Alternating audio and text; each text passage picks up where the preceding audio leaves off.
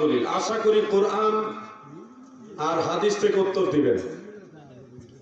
পীরকে বাবা বলা সহ একজন মুসলমানের জন্য বাবা বলার মাসআলাটা আমি মৌলিকভাবে আলোচনা করি, তাহলে পুরোটা আপনারা একসাথে পেয়ে যাবেন। পবিত্র কোরআন এবং হাদিস থেকে মুসলমানের 4 শ্রেণীর বাবা রয়েছে, যেগুলি অস্বীকার করার কোনো সুযোগ নাই। আর জন্নি পর্যায়ের কিছু বাবা রয়েছে, যেগুলিও 4 শ্রেণীর। টোটালি হলো 8 প্রকার বাপ। কয় প্রকার? 1 নম্বরে হলো আবুল বাশার, সমগ্র মানব জাতির বাবা হযরতে আদম আলাইহিস সালাম, আমাদের সবার বাবা। মুসলমানেরও বাবা, হিন্দুরও বাবা, খ্রিস্টানেরও বাবা, বৌদ্ধরও বাবা। যত মানুষ আছে সব মানুষের আদি পিতা হযরতে আদম সফিউল্লাহ। অস্বীকার করতে পারবেন? 2 নম্বর হলো মিল্লাতা আবিকুম ইব্রাহিম। আমার আল্লাহ বলেন মুসলমানদের জাতির পিতা, মুসলিম মিল্লাতের পিতা হযরত ইব্রাহিম খলিলুল্লাহ। ঠিক না বেঠে? অস্বীকার করতে পারবেন? অস্বীকার করলে ঈমানই থাকবো না, নাসুল কোরআনকে অস্বীকার করার কারণে। 3 নম্বর হলো আবুল আরওয়াহ। দয়াল নবীজি বলেন, তাফসীরে রুহুল মাআনি অনেকগুলি কিতাবের মধ্যে রয়েছে, আল্লাহর হাবিব বলেন আনা আবুল আরওয়াহ। যত রূহ আছে সমস্ত রূহ রূহানি বাবা আমি মুহাম্মাদুর রাসূলুল্লাহ। আদম নবীর বাবা নাই, আদম নবীর বাবা নাই, কিন্তু আদমের রূহানি বাবা আমাদের নবী। ঈসা নবীর বাপ নাই, কিন্তু ঈসা নবীর রূহানি বাপ আমাদের নবী। বাপ খুঁজে পাচ্ছে না। 4 নম্বরে হলো জন্মদাতা পিতা। এটা অস্বীকার করলে যার সন্তান, এটা দলিল লাগবো? এটা দলিল হলো বাপ মার বিবাহের নিকাহনামা। শরীয়ত মোতাবেক যে বিয়ে করেছে এটাই দলিল। যদি জন্মদাতা বাপকে অস্বীকার করে তাহলে সে কি? যার সন্তান। এই 4 প্রকার বাপ অস্বীকার করার কোন সুযোগ নাই। এবার আসেন আরো 4 প্রকার বাপ আছে। আল্লাহর হাবিব মহব্বত করে আনাস রাদিয়াল্লাহু আনহুকে বাবা বলে সম্বোধন করতেন মাঝে মধ্যে। দয়াল নবীজি উম্মে আইমান রাদিয়াল্লাহু তাআলা আনহাকে মা বলে ডাকতেন, আনতে উম্মি বাদা উম্মি। নবীজির চাচি ফাতেমা বিনত আসাদ রাদিয়াল্লাহু আনহাকে আবু তালেবের স্ত্রী হযরত আলীর মা, ওনাকেও নবীজি বলতেন মা। আল্লাহুম্মা গফির লি উম্মি ফাতেমা বিনত আসাদ, মা বলে ডাকতেন। এখান থেকে মাসআলা হলো বাবার মতো সম্মানিত ব্যক্তিদেরকে, মায়ের মতো সম্মানিত মহিলাদেরকে সম্মানার্থে বাবা বলা, মা বলা, এটা হলো মুবাহ, বৈধ। আমুল তাযীম ওয়া তাকরীম ওয়া তাওকীর। তাযীমের কারণে, সম্মানের কারণে, অতীব মহব্বতের কারণে কাউকে বাবা বলা। যেমন আমরা নিজের ছেলেকে আদর করে ছোটবেলায় আব্বু বলে ডাকি, ডাকছেন না আপনারা? নিজের মেয়েকে কি ডাকছেন? মা। এইটা যেই দলিল দ্বারা জায়েজ, পীর সাহেবকে ওই দলিল দ্বারা বাবা বলা, এটা মহব্বতের কারণে মানুষ ডাকে। শ্বশুরকে কি ডাকেন?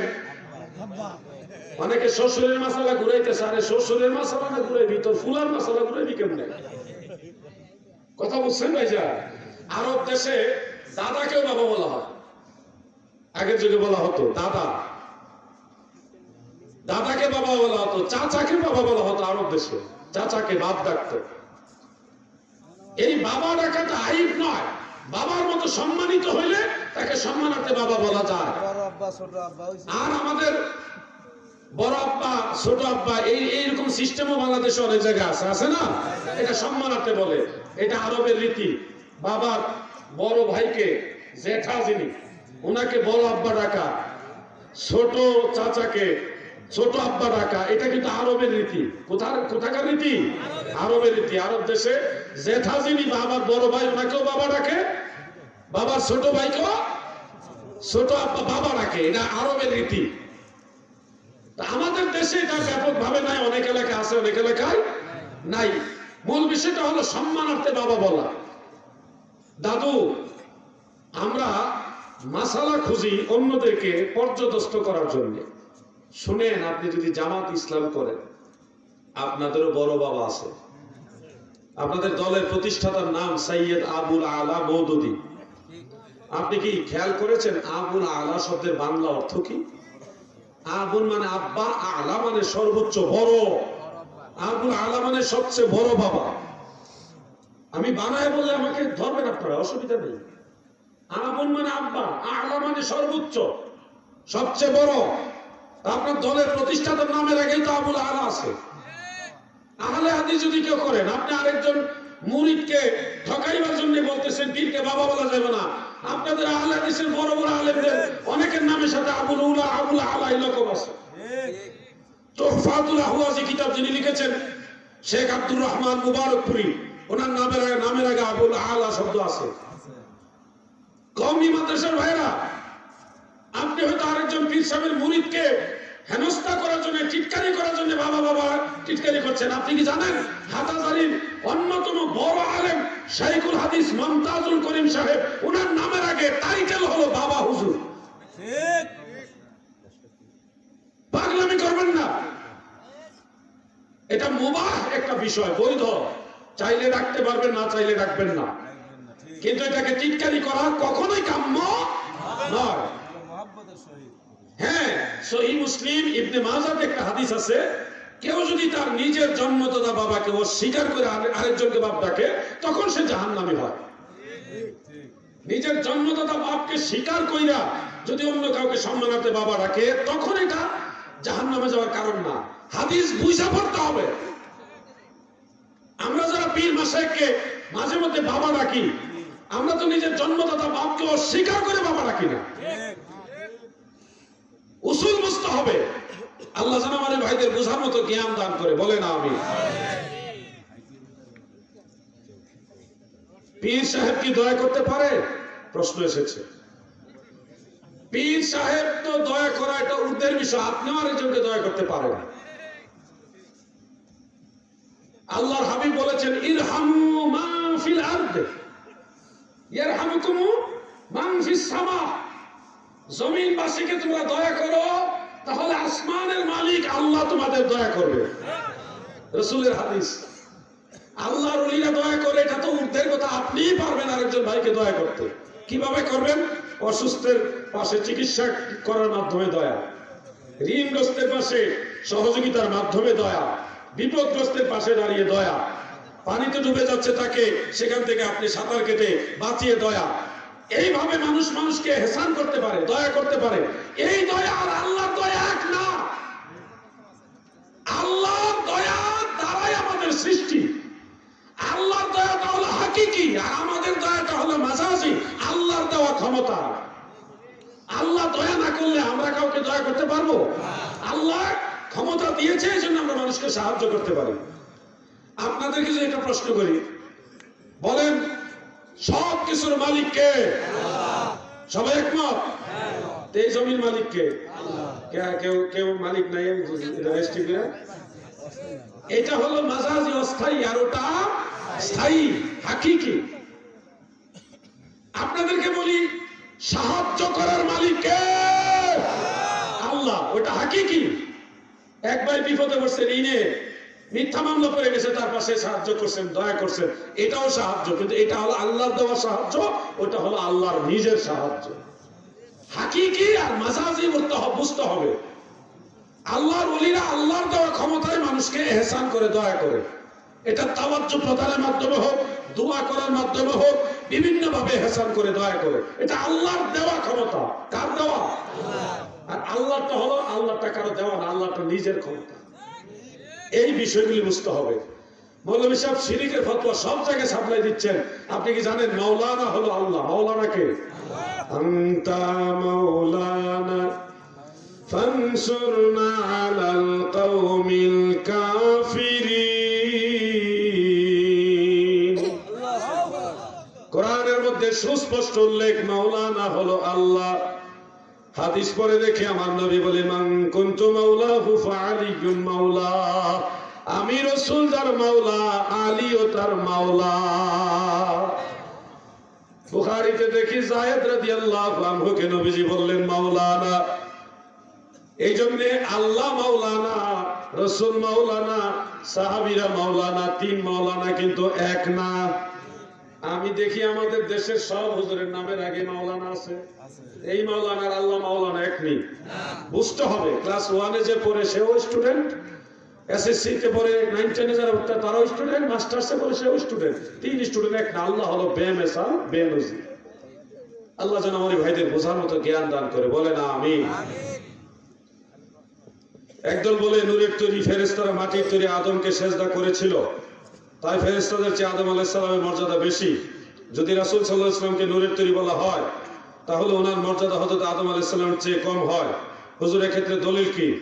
এক্ষেত্রে দলিল ওই আয়াতই উসজুদু লি আদামা, যে আয়াত দিয়া ওনারা যুক্তি বের করছে ওই আয়াতই দলিল।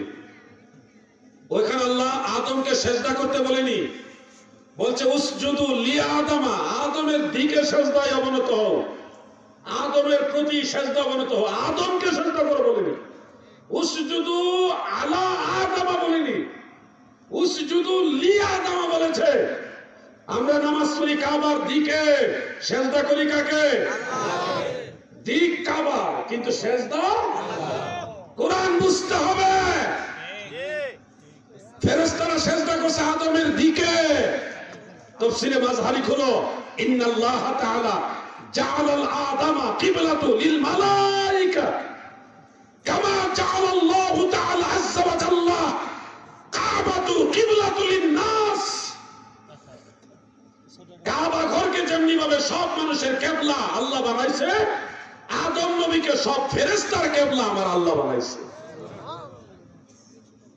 আদমরে যদি সেজদা, আপনি যে এই যুক্তিটা আসেন যে নূরের তৈরি ফেরেশতা মাটির তৈরি আদমরে সেজদা করছে, এজন্য মাটির দাম বেশি নূরের দাম কম, এই যুক্তি যদি নেই তাহলে ওনাদের যুক্তি অনুযায়ী ফেরাউন মাটির তৈরি, নমরুদ মাটির তৈরি, আবু জাহেল মাটির তৈরি। তো মাটির তৈরি হইলে দাম বেশি, নূরের তৈরি হইলে দাম কম। এই যুক্তি যদি নেই তাহলে আবু জাহেলের দাম কি জিবরাইলের চেয়ে বড়? আপনার যুক্তি দিয়ে তো আপনি ধরা খাবেন। মাটির তৈরি হইলে দাম বেশি, নূরের তৈরি হইলে দাম কম, তাহলে ফেরাউনের দাম বেশি, জিবরিল আলাইহিস সালামের দাম কম। নাউযুবিল্লাহ। আসল বিষয়টা হলো ফেরাউনের দাম আর মুসলমানের দাম এক না। একজন বেঈমানের মূল্য আর একজন মুমিনের মূল্য এক সমান। সৃষ্টিগতভাবে দুইজনই এক জাতের, এটা যেই জাতের ওটাও ওই জাতের, কিন্তু মর্যাদায় বেশ কম আছে। পার্থক্য হলো কিসে? মুমিনের ঈমান আছে, কাফেরের ঈমান নাই। মুমিনে ইসলাম মানে, কাফের ইসলাম মানে না। মুমিন কোরআন মানে, কাফের কোরআন মানে না। মুমিনের সিনায় ইলম আছে, কাফের সিনায় নাই। তাহলে খেয়াল করেন, আল ঈমানু নূরুন ওয়াল ইসলামু নূরুন ওয়াল ইলমু নূরুন ওয়াল কুরআনু নূরুন। নূর থাকার কারণে মুমিনের দাম বেশি, নূর না থাকার কারণে কাফেরের দাম আল্লাহর কাছে নাই। মর্যাদার বেশ কমটা হয় নূরের দ্বারা। আদমের মর্যাদা বেশ কম হয়েছে দুইটা কারণে। এক কারণ হলো হযরতে আদম তিনি ছিলেন নবী, ফেরেশতারা তো ফেরেশতা, এমনিতেই নবীদের মর্যাদা সমস্ত ফেরেশতার চাইতে বেশি। নবীর মর্যাদা সব ফেরেশতার চাইতে এমনি বেশি। দুই নম্বরে তাফসীরে কবীরের মধ্যে উল্লেখ, আদমের কপালে নূরে মুহাম্মাদি ছিল। নূরে মুহাম্মাদির কারণে আদমের মর্যাদা আরো বাড়ছে। হাকিকত বুঝে না, খালি কয় মাটি, মাটির ব্যবসা তো মজা। আমার লেখা নূরে মুজাসসামি বইটা একটু কষ্ট করে পড়েন, এটার মধ্যে সব প্রশ্নের উত্তর দেওয়া আছে দলিল সহকারে। আমার ওই ভাইদেরকে আল্লাহ তাআলা বোঝার মতো জ্ঞান দান করে, বলে না আমিন। এটা সর্বশেষ প্রশ্ন, কদমবুসি করা কি জায়েজ আছে? যদি থাকে তাহলে কদমবুসি করার নিয়ম কি? কদমবুসি করা শুধু জায়েজ নয়, এটা সুন্নতে সাহাবা। সুন্নতে সাহাবা, এই ব্যাপারে অসংখ্য হাদিস আছে। একটা হাদিস শুধু আপনাদের পড়ে শোনায়। আবু দাউদ শরীফের 709 পৃষ্ঠার মধ্যে উল্লেখ, মেশকাত শরীফের 402 পৃষ্ঠার মধ্যে হাদিসখানা রয়েছে, ফাতহুল বারি ইবনে হাজার আসকালানি সেটার মধ্যে উল্লেখ রয়েছে, আরো বহু কিতাব আছে এইভাবে। وعن زارع رضي الله عنه وكان في وفد عبد القيس قال لما قدمنا المدينة فجعلناه نتبذر من رواحلنا فنقبل يد النبي صلى الله عليه وسلم ورجلاه رواه أبو داود إسناده جيد। হযরত জারে রাদিয়াল্লাহু আনহু বলেন, আমরা একটা কাফেলা মদিনা মুনাওয়ারায় গেলাম, যার যার বাহন থেকে দ্রুত গতিতে নামলাম, এরপরে নবীজির নুকাব্বিলু ইয়াদান নবিয়া, নবীজির হাত মোবারকে চুমা খাইলাম, ওয়ারিজলাহু, আল্লাহর হাবিবের কদম বসিও করলাম। সুবহানাল্লাহ। বহু সাহাবী নবীজির কদম বসি করেছে, আল্লাহর হাবিব নিজে কদম বসি গ্রহণ করেছে, সাহাবীরা কদম বসি করেছে, আল্লাহ রাসূল নিজে কদম বসি গ্রহণ করেছে। এখন আপনাদের কি মনে হয় কদম বসি জায়েজ না না জায়েজ? এখন কদম বসি করার নিয়ম, আমাদের এই সমাজটা হলো ফিতনায় জর্জরিত বিধায় আসলি কদম বসি হলো পায়ের মধ্যে চুমা দেওয়া। সেজদা আর কদম বসি এক নয়, সেজদা হারাম শিরক, আর কদম বসি সুন্নতে সাহাবা। একটা নাজায়েজ আর একটা জায়েজ। সেজদা কপাল লাগায় দিতে হয়, কদম বসির জন্য কপাল লাগানো লাগে না, ঠোঁটে চুমা দিলি হয়।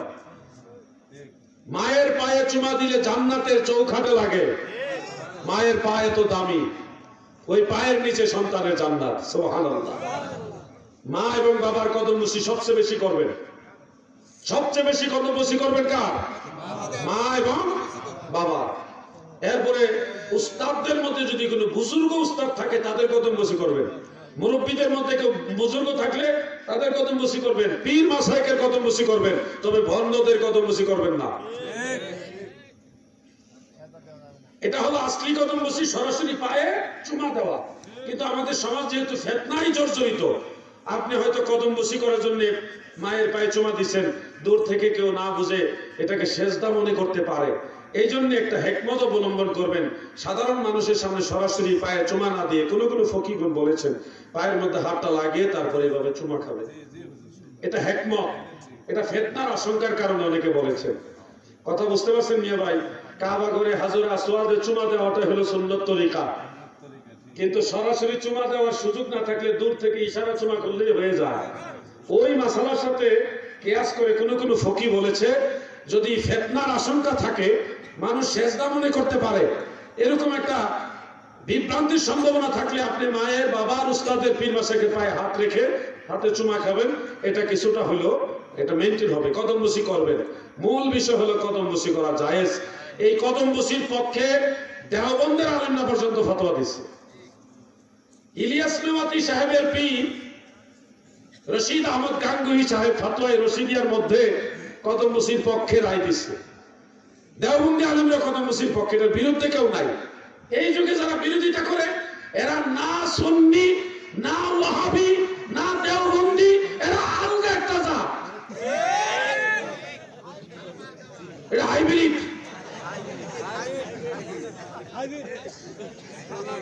আল্লাহ আমাদের সবাইকে আহলে সুন্নাত ওয়াল জামাতে থাকার তৌফিক দেন, বলেন আমিন। আমার এক ভাই সুন্দর করে লিখেছেন, কারবালার ঘটনা আলোচনা করুন। কারবালা সম্পর্কে জানতে চাইছেন, কারবালা আলোচনা আমি যাইনি এই কারণেই, আমার এই ভাইয়ের অনুরোধটা রাখতে পারিনি এই কারণেই, যেহেতু মাহফিল কমিটির কিছু দাবি আছে, আমাকে যারা দাওয়াত করে নিয়েছে তাদের বিষয়বস্তুগুলি আমাকে প্রায়োরিটি দিতে হচ্ছে।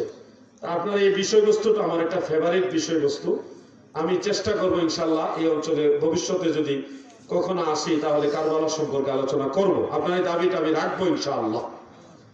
তো শাহজাহান আলী সাধারণ সম্পাদক, আলোক দিয়া কেন্দ্রীয় জামে মসজিদ, এবং যুগ্ম সাধারণ সম্পাদক আলোক বিহার সুবহানি হাফিজি মাদ্রাসা ইত্যাদি মাদ্রাসা, সভাপতি বাংলাদেশ বিচার বিভাগ সরকারি কর্মচারী অ্যাসোসিয়েশন জেলা শাখা জয়পুরহাট, সাংগঠনিক সম্পাদক 5 বাংলাদেশ বিচার বিভাগ কেন্দ্র।